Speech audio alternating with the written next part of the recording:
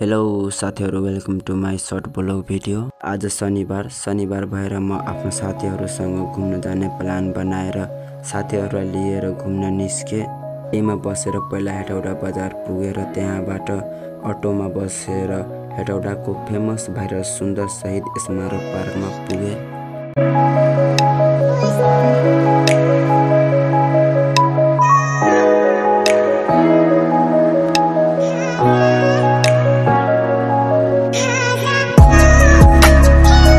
Ticket लिएर सबैजना park भित्र छिरे।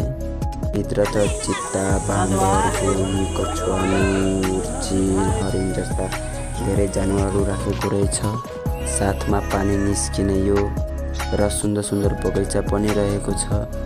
हिँड्दा गजबको भ्यू आउने ठाउँहरू रहेको छ।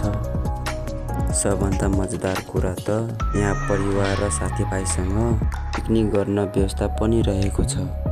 यति मात्र कहाँ हो र, बच्चाहरूलाई खेल्ने खेल, झुल्ने झुलदेखि लिएर ठुलो मान्छेहरूलाई एडभेन्चर गर्न मिल्दो रहेछ।